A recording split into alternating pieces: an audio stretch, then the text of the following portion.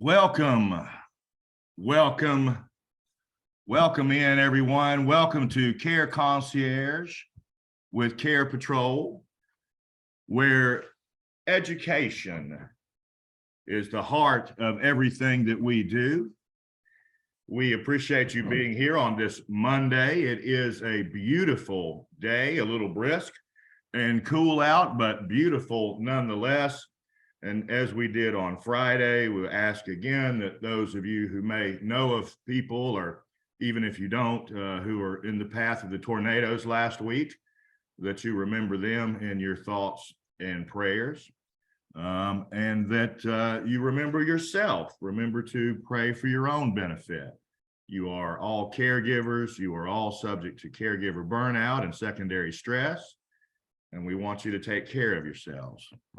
So today we're going to be discussing a topic that at first glance may seem obvious, and at second glance may seem obvious. It's invisible disabilities. And this topic was suggested to us by a former attendee of one of our CEUs. We asked in our evaluation, which is necessary for you to complete to receive credit for this hour. We ask in that evaluation if you have any ideas that you'd like to hear or any subjects on your mind that you'd like to learn more about. And invisible disabilities was one of our former attendees' request. And I thought it was a unique sounding topic. And so we will address it today. I appreciate all of you for joining us, as I said. And there are those of you who may be new for the first time.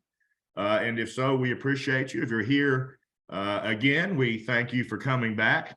Those of you who've been here know that you must complete an evaluation to receive credit, and it is password protected. We give that password out at about 12:50 or so today. And I'm blessed that someone always reminds me, because I often get caught up in the time.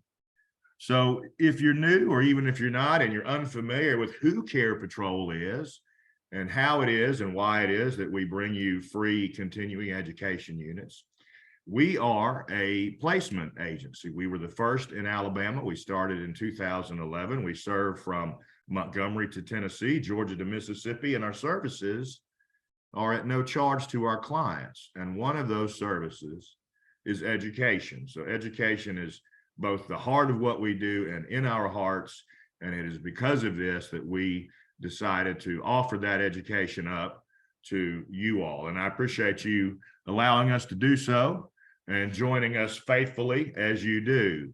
So we will get started with invisible disabilities. I've posted in the chat room the link for today's evaluation. And I've also got it on the screen for those of you who can see it. And good afternoon, Ms. Shaw and Ms. Talbert. And thank you for being here. Thank you. You're often here, and I appreciate you. The link today is at SurveyMonkey, and that link is https://www.surveymonkey.com/r/all uppercase letters and some numbers, uppercase G as in go, H, M as in Mary, 9, K, 8, C as in cat. Again, this evaluation is password protected. I'll post the password in the chat room and also try and call it out for you. So we appreciate that. There are those who just joined us or are just joining us in the process.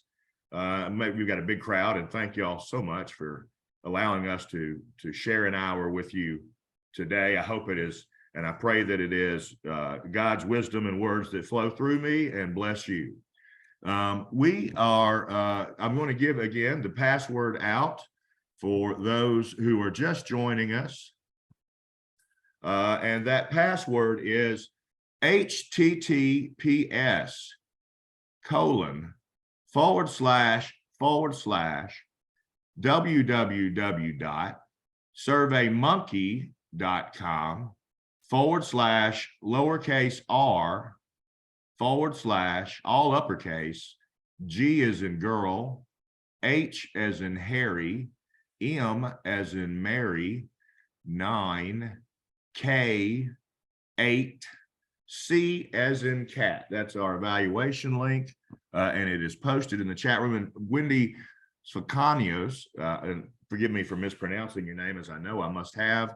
Love this. I have several autoimmune disorders, lupus and others. Been on FMLA, oh, Wendy, since October. I've learned people are just mean to those with invisible disabilities because they think you're lying about it or exaggerating. You don't look sick, therefore you are not sick. It's miserable. I'm so sorry, Wendy, that you're going through that right now. And we will address just that for those who may be less aware of this as an issue among us.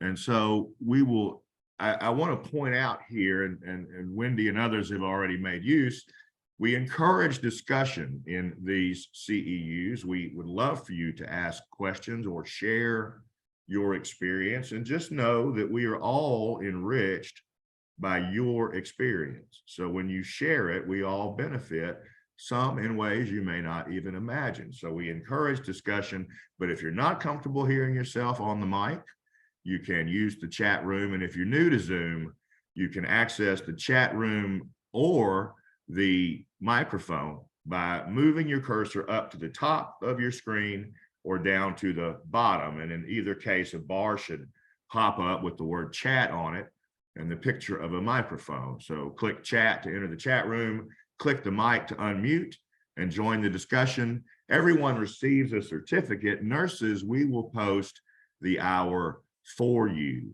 And so because we've had some people join late, y'all forgive me, I'm going to read this one more time for those of you that are new and may not know. We have an evaluation. It's password protected, and the address is https://www.surveymonkey.com/r/ all uppercase, G as in girl, H, M as in Mary, 9, K, 8, C as in cat. That's our evaluation. Listen for the password around 12:50, and those of you that know me will know to remind me to post the password around 12:50 and to give it out. So let's get started. Again, our topic was chosen by a former attendee to one of our CEUs, and we'll ask you when you fill out your evaluation today to also offer us ideas. We're going to define and discuss invisible disabilities, and this is fairly straightforward.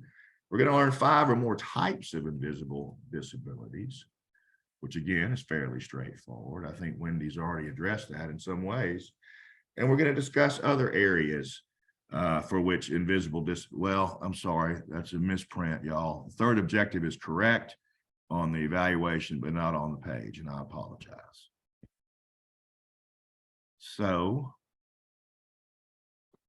let's get started. What do you know about invisible disabilities? Please unmute or share in the chat room. And Wendy has beaten us to this question.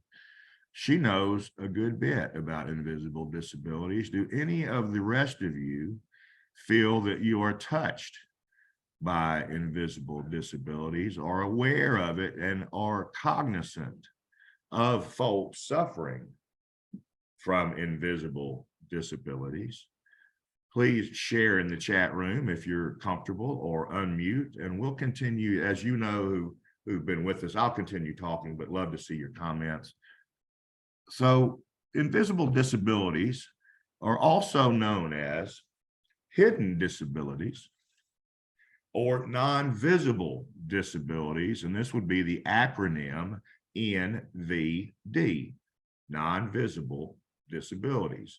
And these are obviously not readily apparent, and they are typically folks who are suffering from some type of chronic illness And this chronic illness interrupts their ability to perform simple activities of daily living, which, as you can imagine, is a hindrance to work, to school for children, excuse me, to socialize, and much more. And here's a fact you may not know.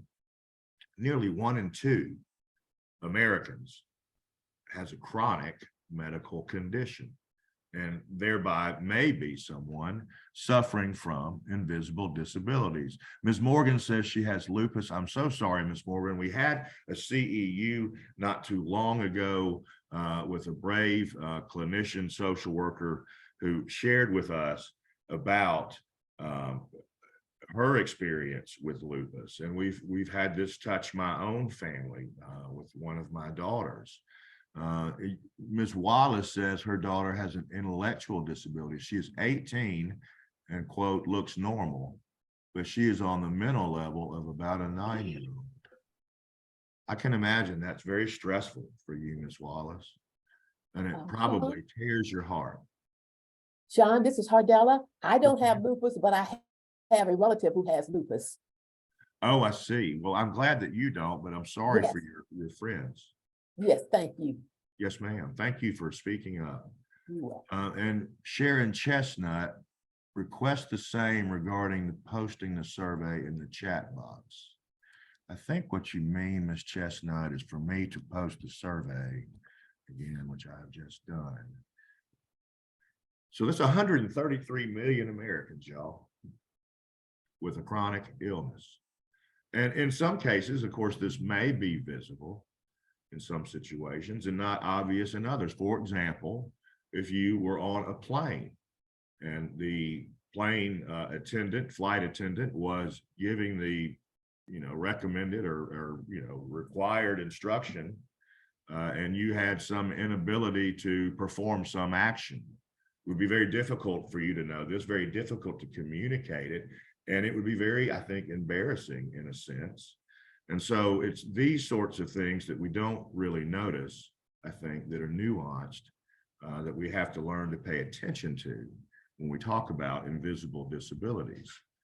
So 96% of the people with chronic medical conditions in the US, so this is 96% of 133 million people, about 120 million, I'm guessing, have no outward sign of their illness. And yet 133 million people, 120 million, have a chronic illness for which there is no visible determining sign. And 10% of those folks are experiencing a chronic illness to the point that it is debilitating and disabling. So here's a different stat. So I guess it depends on where you pull your stats and if you read your information. So this says 165 million people have a chronic medical condition. So clearly one article occurred later than the other, but it's still quite a number. 165, it's a bigger number, 165 million. And most, of these folks are not what we would consider disabled, as their conditions don't impair their activities, but about a quarter have some activity limitation ranging from mild to severe. And so what do y'all know about disability coverages for invisible disabilities? Anyone have experience with the insurance agency or with suffering or knowing someone who suffers from some sort of invisible disability and trying to get disability coverage, as I believe Wendy says that she was successful in doing, getting disability coverage for an invisible disability? Anyone have any experience? Please, again, use the chat room or unmute. So invisible disabilities, while not obvious, of course, wreak havoc on someone's ability to do just day-to-day life, get out of bed, for example. So many invisible disabilities included under the umbrella of that terminology are neurological disabilities. And then the Invisible Disabilities Association says that a hidden disability can manifest in debilitating pain, dizziness, fatigue, cognitive dysfunction, learning difficulties, and hearing and vision impairments. And I think that's important. Some of you who attend regularly with us know that we had a very warm and an entertaining gentleman from the Talladega School for the Deaf and Blind. He actually wasn't with the school, but he was a graduate and had spent a good bit of time there. And he shared with us just the difficulties of being blind, one of which was that if you are in a doctor's office or in a waiting room, let's say at a clinic or in the emergency room, there's a cacophony of sound around you. And there is at some point in your experience a localized person speaking, but you can tell by their language and everything else that they're not speaking to you, they're speaking to the person you're with, as if you were cognitively somehow impaired.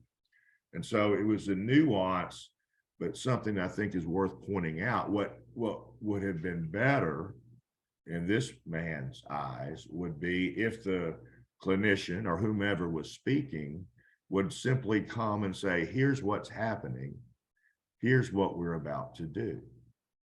And that would have been sufficient. But otherwise, he is in an unfamiliar place with unfamiliar sounds, not knowing what's about to happen. And this is what happened to people who have invisible disabilities. And there are numerous of them. So the Invisibility Disabilities Association also says that it is a physical, mental, or neurological condition not visible from the outside, yet can limit someone's movements, senses, or activities. And the very fact that these disabilities and symptoms are invisible can lead to misunderstandings, false perceptions, and judgments. And Wendy, I think you pointed that out very courageously in your post earlier, that you felt that people do tend to discount you or feel that your experience isn't valid because you don't appear to be disabled. So, and what you had really sort of pointed out was that this lack of understanding, such as Wendy experiences, can be detrimental to someone's social capital. And you all understand what social capital is. It's your ability to enter, to be accepted, to be respected, to be validated and valued. And so when you have someone who's not receiving even just the general courtesies that you would afford anyone else, but certainly someone who, for example, is in chronic pain, invisible, but in chronic pain, you can see that people may sometimes see those folks as just lazy or weak or, whatever negative adjective you wish to insert. And the disability may cause someone to be further isolated or feel further isolated because for whatever reason, their chronic pain, for example, doesn't allow them to go to the family reunion annually or to go out with girlfriends for a night out. And so there's just an increasing sense of lack of value, lack of validity. And I want to ask y'all, how many people do each of you know with an invisible disability, counting yourself, how many? And I welcome you posting or discussing, but what I do want you to do is just keep in your mind a sort of running number of how many people you know that you know or have experience with who are suffering.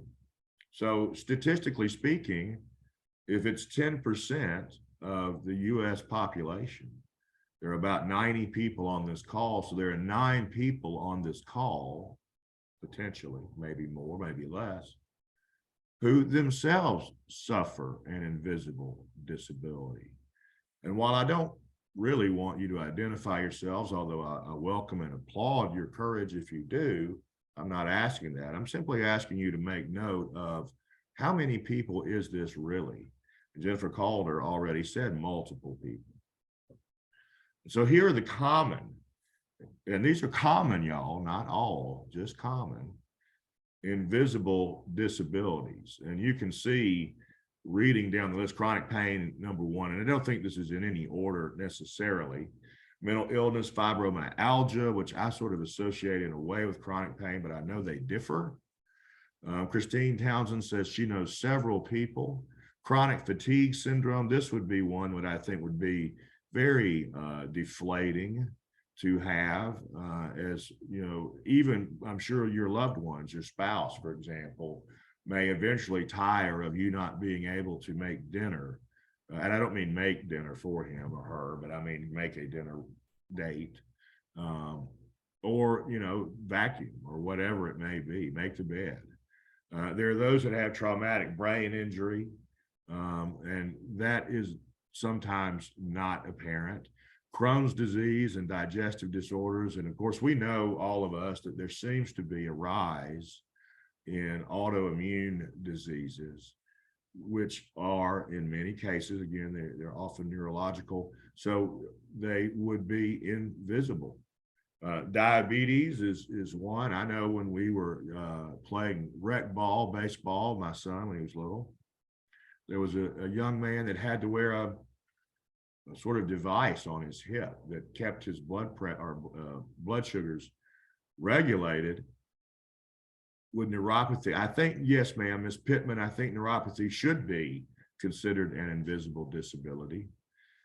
This young man had to wear a device to check his blood sugar, and I felt, I mean, it was invisible, but once you knew about it and once his mother told you, hey, this is very serious, it changed your perception in a way of the child, if that makes sense, as to being someone that might need more help. Sharon Cantrell knows numerous people with diabetes, neuropathy, and arthritis. Multiple sclerosis is one, and that's not obviously apparent. Post-traumatic stress disorder, and we've talked about that in a few different CEUs, and I think my favorite therapy currently being used, and this is just because of what I read about it, is, and I forget the name even of the therapy, but it's where a therapist moves a light or an object very quickly from place to place in front of your field of vision while asking you to recount the traumatic event in vivid detail. And by doing so, over time, that traumatic event, along with the movement, begins to sort of take the power from that event, if that makes sense, by repeating it over and over and over in a sort of rote way while doing a task, sort of changes the approach to that person. It's really unique. Allergies would be, think of the just influx, especially you younger folks, of peanut allergies in schools. This was not, I don't recall hearing of a peanut allergy until I became a parent. I don't remember these as a child or folks having those, but you know, as we all know, that can be life-ending. Anxiety could be something that would be hard to see or invisible, and yet you might form certain notions about a person, their character or whatever, because of their actions, because of their anxiety, and then thus form a prejudice against them. I'm sorry, I'm missing some comments here. Let's see. My mom has gastroparesis, but no one would know from the outside. If including mental illness, the majority of my family, oh my goodness, so sorry. Numerous people. EMDR, yes. Yes, that's it. Eye movement, desensitization, and reprocessing. Thank you for keeping me on point, y'all. I appreciate you. And I know that you know my limitations, and forgive me just the same. So those are some of the common invisible disabilities. And as I've been talking about a few, I'm sure you've had a chance to look at the screen. Lupus certainly is included there. Learning disabilities are included there. Sleep disorders, that's unusual. I don't know that I would have thought of that. Autism spectrum disorder, certainly. And that's true. Again, when you see the growth, I think, in the number of folks that seem to have autoimmune diseases or who seem to have autism spectrum disorder, it's a growing issue, and one that I think that we need to learn how to handle in terms of how we address and approach these folks so that they feel valued and validated. So those are the list. Now, many of these are listed in the Social Security Administration's listing. I'm sorry, I can't see these chats. I want to. Wendy, you have chronic fatigue, lupus, fibromyalgia, Scroggins. What's worse, fatigue or chronic pain? I can't decide. The meds can cause blindness. The Sjogren's has already caused complete bone loss in my jaw. And yes, I remember the exact day all mine started. My mom, granny, and favorite uncle had been driving. Sorry, someone had a new message come up. Well, I'm sorry, Wendy, I lost that, but it was courageous. Thank you for sharing your story with us.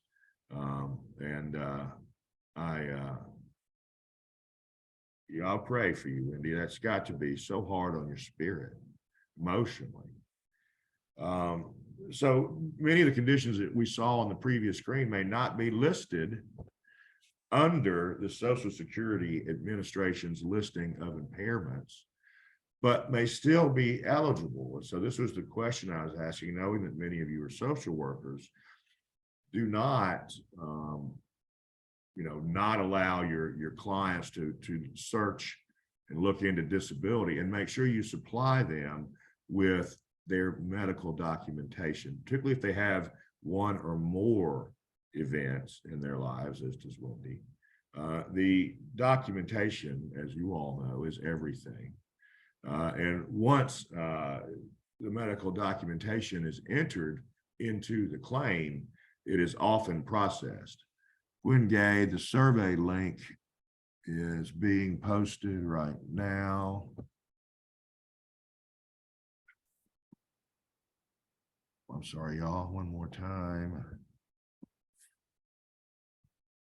So, the causes of chronic pain are seemingly endless. We know these physical injuries, et cetera, and the joint issues in terms of the claim can either be consistent or cyclical in nature. It's not alone in the book by itself, but when combined with other invisible disabilities or other chronic health conditions, it would qualify one for benefits. But again, the appropriate documentation is necessary. If you're looking at mental illnesses, which someone asked in the chat, agoraphobia, depression, anxiety, PTSD, schizophrenia, lots of these interfere terrifically with our lives, and many of these are listed with sufficient medical documentation under the Social Security Administration's so-called Blue Book.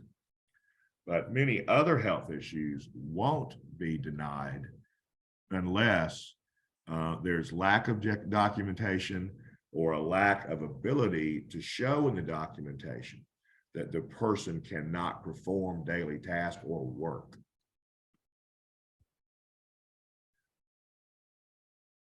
So the leading cause of chronic musculoskeletal pain is fibromyalgia. Many of you, I'm sure, knew that. And of course, this is a broad range, but somewhere between 3 million and 26 million Americans have fibromyalgia, and it affects them in a significant way. And I'm not sure why one number would be so underreported at 3 million and another at 26 million, but nonetheless, those are the facts I found. And the disability claims with the Social Security Administration have typically been difficult because symptoms of fibromyalgia are largely subjective. So someone asked earlier, yes, it would be considered, fibromyalgia would be considered an invisible disability, but in order to get a claim into the Social Security Administration, you would simply, again, have to document and show, volumes of documentation, because I think medical science understands, and the Social Security Administration understands, that medical science is not quite caught up with really what causes fibromyalgia. And so this has loosened the purse strings on the federal government as relates to that claim. Chronic fatigue syndrome, which my wife has essentially been suffering for months, I'm not quite sure why, but I can tell you it does permeate every part of her life. Her sister has RA, rheumatoid arthritis, and can have chronic fatigue from time to time. If you're applying for a claim, you must show that you meet the requirements and that your condition leaves you unable to perform your job for at least 1 year.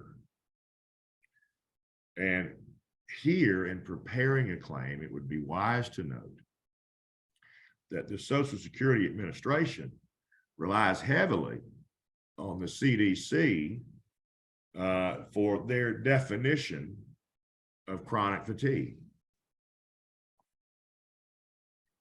Traumatic brain injury can vary widely, and it could leave the victim with either a visible and pronounced change in their physical function or ability, or it could be invisible.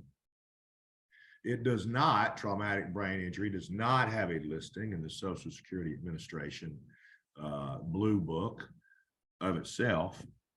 But if the brain injury renders someone unable to work, they could still be approved for Social Security disability if the injury is in addition to other conditions or disabilities, and those may or may not have been caused by the debilitating traumatic event that caused the injury. Crohn's disease, which is under the umbrella of irritable bowel syndromes for the Social Security Administration, affects about 1.6 million Americans. And I bet as we've gone through each of these categories, I told y'all or mentioned earlier that you might want to make mental note. And so as we've gone from slide to slide to slide, you may think to yourself, well, how many folks do I know that have a gastro issue or Crohn's disease that is debilitating? How many people do I know that have a brain injury, et cetera, et cetera? What I hope to show all of us is that while invisible, this is a large issue to confront. If you think about just who you know. I, for example, have known people from every slide. I bet others of you have as well.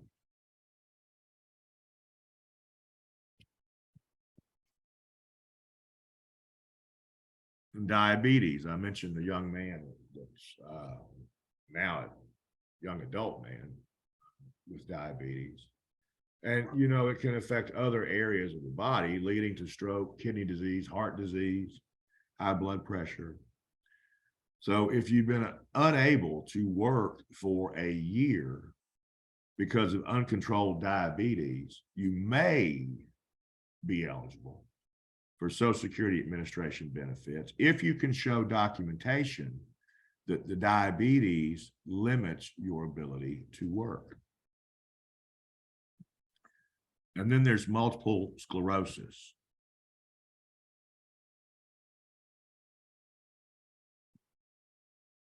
Which is neuromuscular.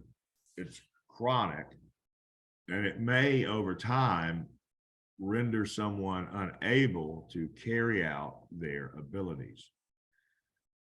So because multiple sclerosis is episodic, it is difficult sometimes to prove to Social Security Administration that it is that you are disabled, in fact, because it comes in spate or in cycles. You might work from time to time throughout each year, only unable to work a few months every year. And that would be difficult for them to show. And then there's Lyme disease, and this is also growing. And y'all know, the Lyme disease tick is now in Alabama. I, for many years, have thought, well, that will never get here. It's in Maine. That's a long way for a tick to go. But here we are. And I just wonder, really, even now with COVID and other things, what other things are going to, grow like this. So Lyme disease is not listed in the Social Security Administration Blue Book. But if you suffered mobility issues or heart damage due to it, you could get a claim. Someone just emailed me about getting a certificate. The certificates that we do are given out after you do an evaluation. You must do the evaluation to get the certificate. After 24 hours, I will receive the responses and then email everyone who took the evaluation their certificate. If you are a nurse, you will both get the email with certificate, as well as we will post your hours on the ABNP website for you. And in addition to sending the certificate, I also send a PDF of the presentation in case there are any numbers or other ideas that you'd like to remember. So PTSD is specifically brought on by a traumatic event. And so for that reason, the SSA does not recognize it in its Blue Book. But again, if it's a severe enough condition that you can show documentation limited your ability to work, you might be approved for disability benefits. And so I wonder if y'all have any idea what percent of invisible disabilities go unreported, do y'all think? For example, Wendy, who listed earlier, I would wonder if Wendy advertises in each room that she enters that she suffers these, these complicating issues that interfere with her life. Yes, unreported into SSA. Yes, ma'am. Ashley Talbert says 75%. So the reason that employees might not choose to inform their employer or to seek a claim is due to social stigma. Well, that's no surprise, is it? Either in the workplace or people in general. Certainly can happen with mental health issues or other issues. But 74%, Pamela Shaw says 50, Adagio Harrell says 60, 74% of individuals with a disability do not use a wheelchair or other aids. Think about that, y'all. 74% of people who have a disability have an invisible disability. And in 2011, a survey found that 88% of folks, higher than anyone guessed, with an invisible disability do not disclose that disability to their employer or seek benefits. The Bureau of Labor Statistics in 2017 showed that the unemployment rate for people with a disability, with an invisible disability, was 9.2%, twice basically, or more than twice of those without any sort of invisible disability at 4.2%. And so clearly then we can see that there are people who are suffering these conditions who cannot work, right? Because they have this condition and must be in healthcare, settings of some type throughout the year. So the unemployment rate was twice for those people what it was for average people. So clearly there's an issue then with work, and clearly there's an issue with people not being able to receive Social Security benefits. But, on the plus side, people with invisible disabilities, just like people with visual or visible disabilities, are protected by the Americans with Disabilities Act, the ADA. And the Rehabilitation Act of 1973, this would have been Ford, I believe, has been amended several times such that the definition of, quote, handicapped includes the statement, quote, any person who is regarded as having such an impairment. So again, we would go back to, by the standards of the Social Security Administration, we look for documentation to support this impairment. But the issue still with this wording is that the defining or to define handicapped places the assessment on someone who is an observer, who is objective. And in the case of personal health care, I think we much rather be subjective. And the issue is that some folks, just as clearly as I've just said, are turned down for benefits by the SSA in a discriminatory practice because of the observer's preconceived notion that someone who doesn't look unwell is not unwell. Sorry, there's a question, and I'm having trouble with my chat box.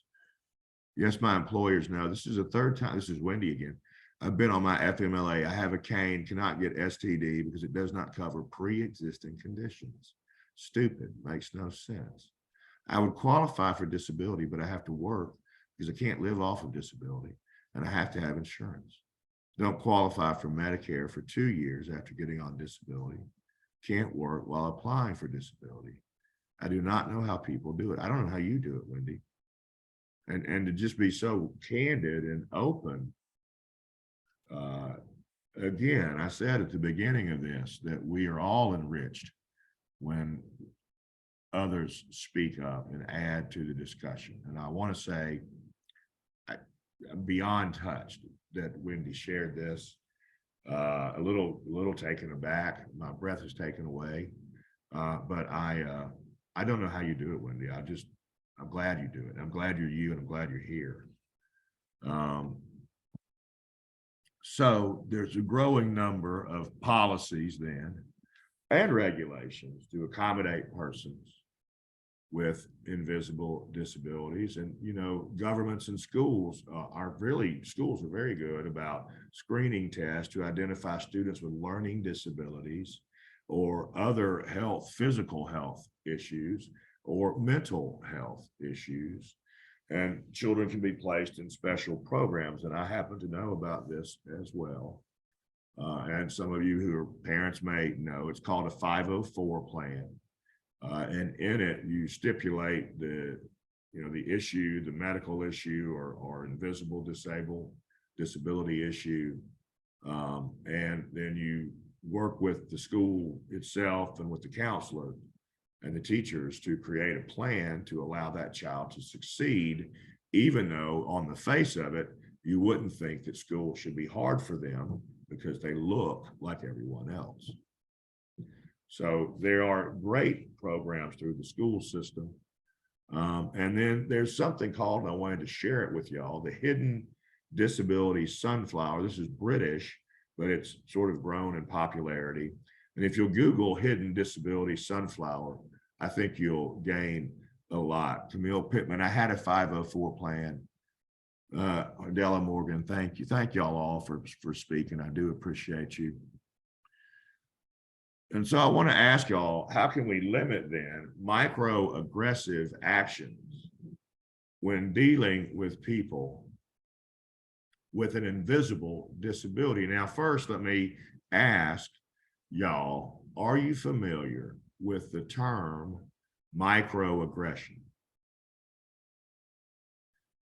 A microaggression would be, trying to think of a good example.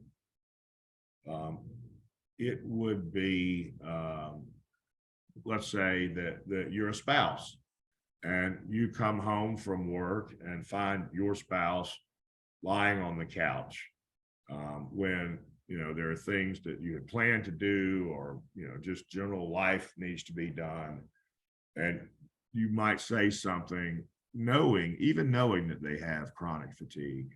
You might say something without meaning, off the cuff, like, oh, on the couch again. Well, that's a microaggression. It's a passive aggressive statement that's intended to hurt or inflame the other person. And you all know what microaggression is, I'm glad. So it is a comment or action that expresses a prejudiced attitude toward a member of a marginalized group. And these are subtle. They are unconscious and often unintentional, but are just as damaging as malicious and thoughtful prejudice.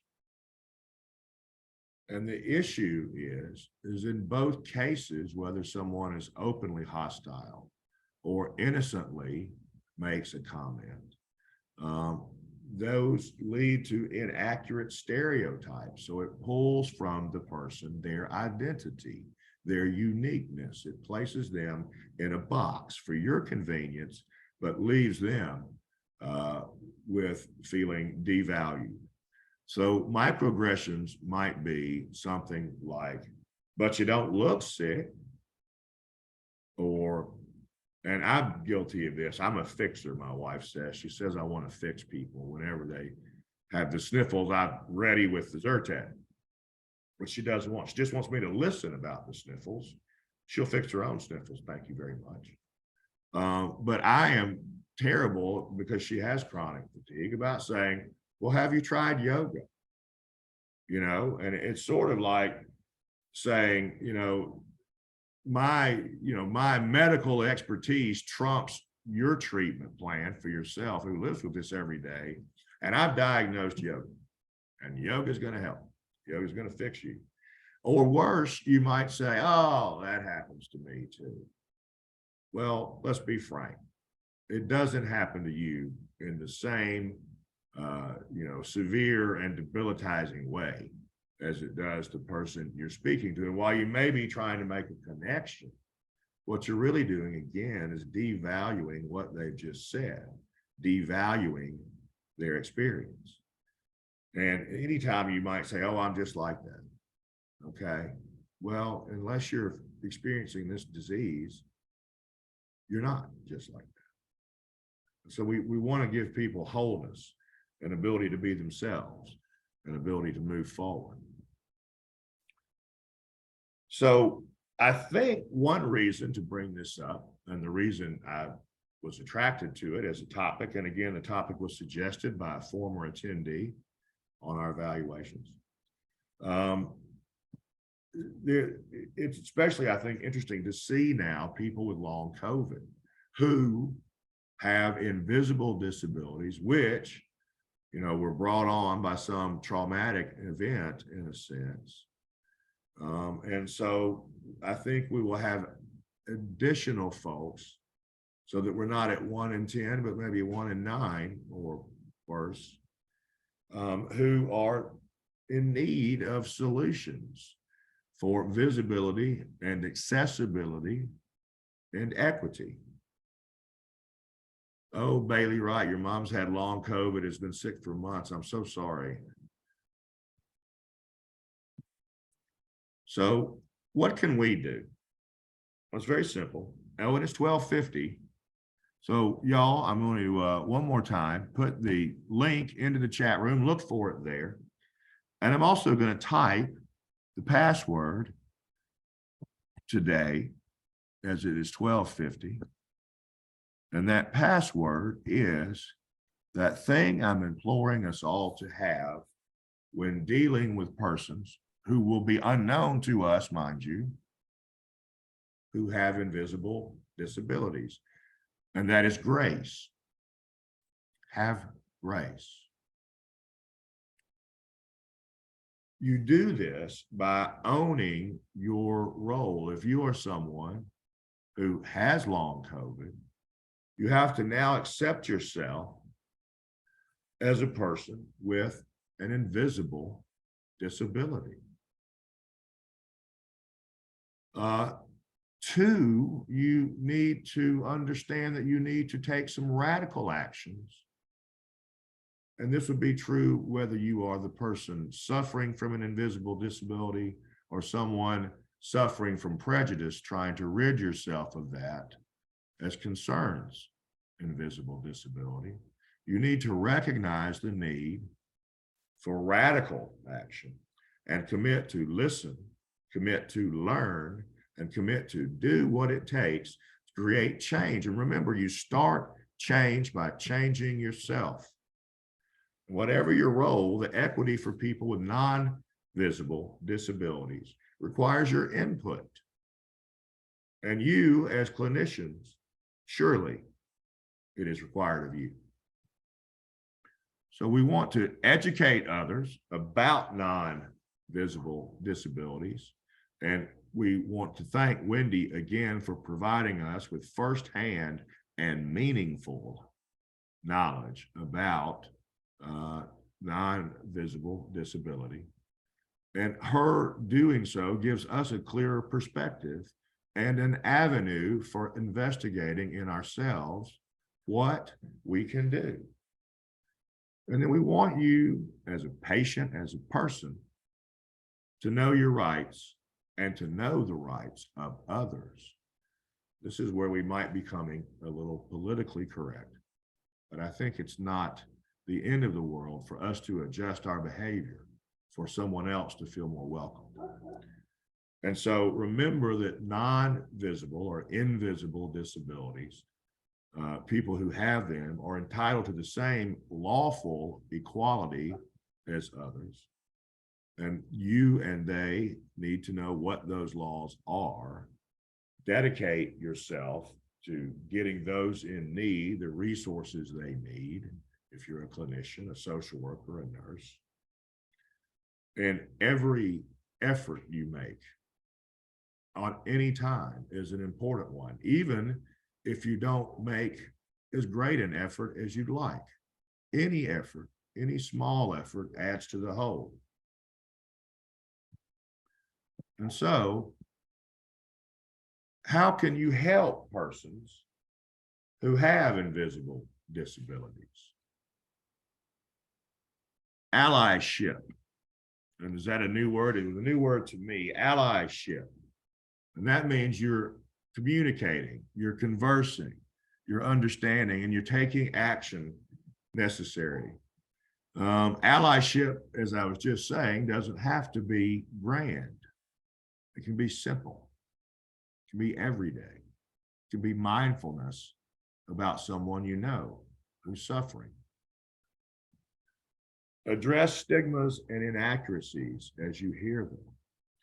When you see microaggression, point it out and educate the person who's committed it. And support and empower those who have invisible disabilities, just as you would and do for people who have obvious disabilities. And this support bridges the gap between us all.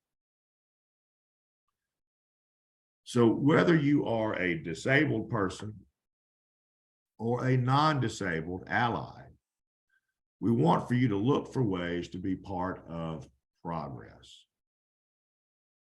We can always learn something new about our diverse communities, including those within them who are disabled both visibly and invisibly. That is our CEU for the day. Thank you all for joining us. Our CEU code word again is grace with a capital G, capital G, capital G, R-A-C-E. That survey, in case you missed it, is at https://www.surveymonkey.com/r/all uppercase letters, G as in girl, H, M as in Mary, 9, K, 8. That's our Survey Monkey. Please try and get your evaluations done by 8 tonight. If you do that, I'll be much better about getting the evaluations or your certificates rather to you late this evening, or again, it may be tomorrow morning as it sometimes is. I give you 24 hours to do it, but if you'll do it, please, by 8, that would be terrific. And then do be careful about email addresses. I've had a couple bounce lately, and I think people get in a hurry and don't like maybe leave a letter out of their hospital name or something. And then luckily, many of you have been with us before, so I can search my email, but for some of you, I may not know you yet. And so just please be attentive to leaving your correct email address. You must do that, of course, to receive the certificate via email. And again, that certificate will come with a presentation, or this presentation, in a PDF form. And if y'all will see here, I've started now for you, including resources at the end. I feel like I should have been doing that all along, but now we are. So there are resources here for you to see what I saw. And of course, there's any number of things to just Google on invisible disabilities and how we can assist. Thank y'all for your many kind comments.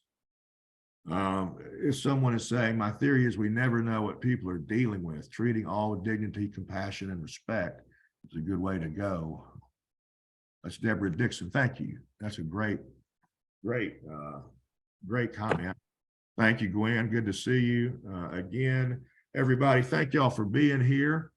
Thank you for sharing your lunch with us. I know you might have had other things that would be much better to do than this, but we appreciate you making this choice today and in the past. Join us Friday. Will be our last CEU of the month. We're going to be doing an ethics course, and it's going to be the ethics of medical futility. The ethics of medical futility on Friday at noon. Go to CarePatrol.com. When you get there, click on my face, although you won't recognize it because it's an old picture, but look for a face that looks like mine 15 years ago. Click on that and you'll be led to a page where you can register for upcoming CEUs. Thank you so much, y'all. Have a great day and a great week.